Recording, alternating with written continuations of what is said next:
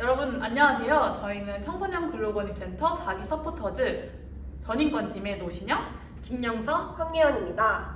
네, 저희는 노동인권팀으로서 여러분들께 노동과 관련된 문제들을 다양한 콘텐츠로 전달해드리는 역할을 수행하고 있는데요. 저희가 오늘은 어떤 걸 할 예정이죠? 저희는 오늘 노동인권과 관련된 미디어 콘텐츠를 소개하여 노동인권을 이해하고 관심을 가지실 수 있도록 노동인권과 관련된 영화를 리뷰할 계획입니다. 모던타임즈 내일을 위한 시간 364일 순으로 리뷰하러 가볼까요? 고고! 네, 첫 번째 영화는 모던타임즈입니다. 모던타임즈는 공장에서 하루 종일 나사못을 조이는 찰리가 주인공으로 등장합니다. 기계적으로 일을 반복하다 보니 결국 찰리는 모든 것을 조여버리는 강박에 쌓여버리고 맙니다. 많은 분들이 알고 있는 영화이지만 오늘까지도 회자되는 이유가 있다고 생각을 해서 모던타임즈를 선정하게 됐는데요. 다른 분들은 이 영화에 대해 어떻게 생각하셨나요? 찰리 채플린의 모던 타임즈는 산업화를 통한 현대사회를 풍자적으로 보여주고 있는 영화입니다. 영화를 보면서 아직까지 우리 사회가 근로자들을 위한 이런 복지체제가 잘 되어 있는 걸까? 라는 생각이 들게 했던 영화인 것 같습니다. 저는 찰리 채플린이 톱니바퀴 속으로 들어가서까지 나사를 조이는 장면이 인상 깊었는데요. 이 영화가 정말 옛날 영화인데 아직까지도 회자되는 이유가 아직까지도 이제 근로시간이랑 휴게시간이 완벽하게 분리되지 못한 현재 사회 문제점을 다뤄서가 아닐까라는 생각이 듭니다. 네, 그럼 다음 영화 감상해볼까요? 네, 두 번째 영화는 내일을 위한 시간입니다. 이 영화는 일자리를 되찾고 싶은 주인공 산드라가 주말 동안 16명의 동료를 찾아가 설득하는 내용으로 투표를 통해 산드라의 복직을 정하고자 하였지만 결국 과반수를 얻지 못했습니다. 하지만 사장은 산드라의 노력을 높이 사고 조만간 있을 계약직들의 계약을 연장하지 않고 그들을 해고함으로써 산드라의 복직을 약속하였습니다. 그러나 산드라는 남의 자리를 빼앗을 수 없다며 회사를 그만두면서 영화가 끝나게 됩니다. 다들 이 영화 어떻게 보셨나요? 네, 저는 내일을 위한 시간은 이번 컨텐츠를 제작하면서 처음 알게 된 영화인데요. 정말 너무 재밌게 봤던 것 같습니다. 산드라가 과연 복직에 성공할 수 있을지 좀 마음을 졸이면서 봤던 것 같아요. 그리고 산드라가 복직을 원하는 입장도 이해가 가고 동료들이 생계 문제 때문에 보너스를 원하는 그런 입장도 좀 이해가 가더라고요. 저도 보면서 물론 동료들의 복직을 지지해줘야 한다고 생각하지만 막상 저도 저 상황에 닥치면 어떻게 해야 할까에 대해서 고민이 많이 되게 하는 영화더라고요. 이제 현실적으로 휴직 후에 복직을 걱정하시는 근로자분들이 정말 많으시잖아요. 그런 현실적인 문제를 잘 담은 영화인 것 같았습니다. 네, 그러면 이제 마지막 영화 감상해보러 갈까요? 마지막 영화는 364일입니다.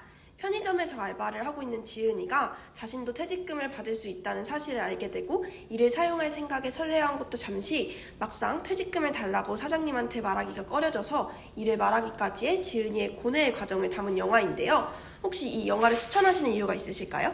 네, 이 영화에서는 편의점 알바생 지은이가 주인공으로 나오잖아요. 그래서 되게 친숙하게 느껴지기도 했고 지금 현재 가장 저희와 비슷한 인물이지 않을까라는 생각을 했습니다. 그래서 많은 분들이 공감하실 수 있을 것 같아서 이 영화를 추천해드리고 싶습니다. 그리고 영화가 15분 정도여서 부담 없이 보기 좋은 것 같습니다. 저도 제 친구가 아르바이트를 할 때 근로계약서나 주휴수당 같은 거를 이제 챙겨받지 못한 채 일을 하는 경우를 많이 봐서 이제 지은이가 제 친구처럼 느껴지고 이제 공감이 많이 가는 영화였습니다. 그리고 우리도 이제 정당하게 퇴직금을 받을 자격이 있는 사람이라는 것을 제 주변 지인들에게도 이런 지식을 공유해주고 싶은 생각이 들었던 영화인 것 같습니다. 그러면 영화 내용과 관련해서 단시간 근로자도 퇴직금을 지급받을 수 있다는 사실을 알고 계셨나요? 네, 그런데 일정한 조건이 충족되어야만 퇴직금을 받을 수 있다고 해요. 단시간 근로자 중에서도 호정 근로시간이 주 15시간 미만, 월 환산 시 평균 60시간 미만인 초단시간 근로자의 경우에는 퇴직금을 비롯하여 주휴일, 연차 등이 적용되지 않는다고 합니다. 그리고 계속 근로시간이 1년 미만인 근로자의 경우에도 퇴직금 지급 요건에 부합하지 않는다고 합니다. 그리고 만약 퇴직금을 지급하지 않는다면 특별한 사정이 있는 등 당사자 간의 합의에 따라 지급 기일을 연장하는 사유가 없는 한 지급 사유가 발생한 날로부터 14일 이내에 지급해야 합니다. 고용주는 근로자가 퇴직한 날의 다음 날부터 14일 이내에 지급하지 않는 경우에는 그 다음 날로부터 지급하는 날까지의 지연 일수에 대해 연 100분의 20의 지연 이자를 지급해야 한다고 해요. 네, 오늘은 이렇게 노동과 관련된 영화를 리뷰해 보았는데요. 다들 어떠셨나요?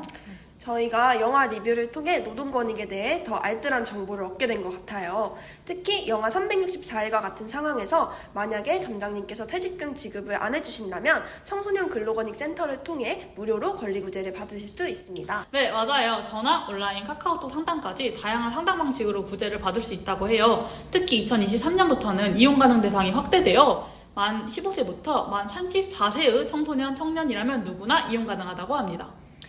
지역보호위원인 노무사분들을 배정해 주셔서 심층적으로 상담을 받아볼 수 있고요.